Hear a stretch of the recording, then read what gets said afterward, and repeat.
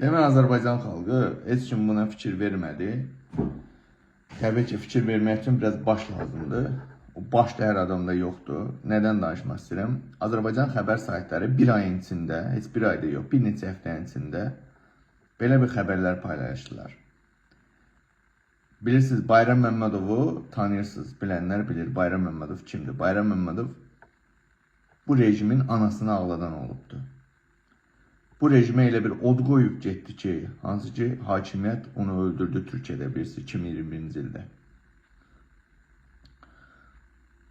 Və Bayram Məmmədov bu rejimə elə bir od qoymuş, elə bir paz qoydu getdi ki, hələ də bu günə qədər onun tüstüsü bu rejimin təpəsindən çıxır, şəxsən İlham Əliyevin təpəsindən çıxır. Niyə görə ki, onun atasını qul yazmışdı heykəlinə.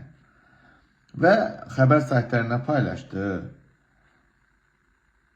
Əvvəlcə paylaşdılar ki, Bayram Məmmədovun qardaşı, yəni öz anasını öldürüb. Yəni Bayram Məmmədovun anasını Bayram Məmmədovun qardaşı öldürüb. Əvvəlcə belə bir xəbər paylaşdılar. Daha sonra, bir neçə gün sonra, dünən Sırağayın yenə bir xəbər paylaşdılar ki, Bayram Məmmədovun qardaşı həbsxanada ölübdür. Öldürülüb. Təbii burasına gələcəm mən. İntihar da onda geyindirmək istədi bəzi xəbər saytları.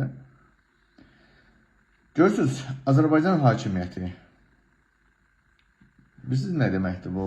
Yəni ki, buradan o blogerlər də səslənir, ortada olan, olmayanlar. Bu rejim heç bir şeyi unutmayacaq. Görürsünüz, Bayram Məmmədovu başlayıblar. Birinci ailəsindən başladılar.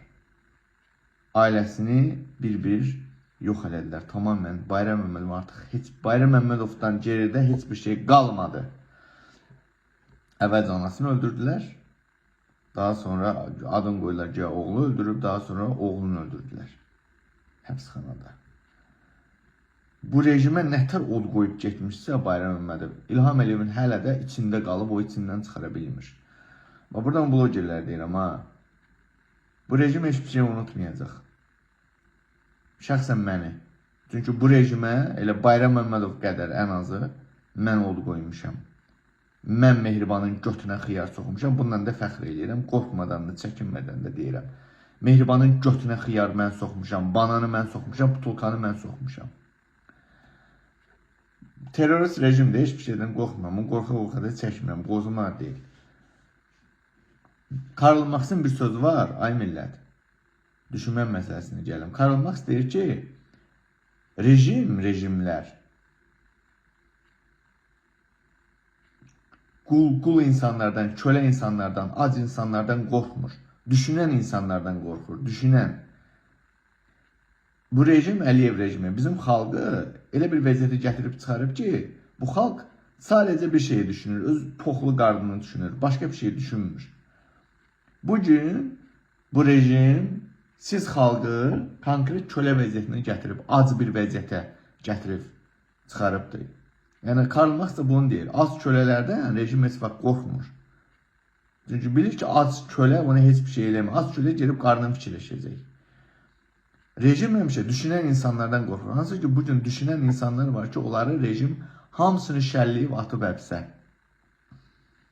Bayram Məmmədov da düşünən insanlardan biri idi. Hansı ki, düşündü, gözəl addım attı. Qoca diktatorun heykəlinə getdi, qul bayramımızı yazdı. Bu əslində böyük bir şey idi. Həm hakimiyyətə, həm də xalqa bir mesaj verdi. Ki, ay xalq, siz qulsuz, bu da bir cani bir, qəddar bir diktatordur. Siz də bunun qullarısınız. Onun davamçılarının. Görürsünüz, bir-bir, o bayramın bütün ailəsini artıq yox elədi. Sıra kimə gələcək? Vidadi İskəndərlini öldürdü. Daha bir, məsələn, Vüqar Rızanı Belçikada öldürdü. Başkan Əsənovu öldürdü. Kimləri öldürmədi? Ondan qabaq, məsələn, jurnalist var idi. Bu rejim, bilirsiniz, ya öldürür, ya şikəst edir, ya da saxlayır, sonra öldürür. Başa düşürsünüzmü? Öldürə bilmir, sonra saxlayır, sonraya.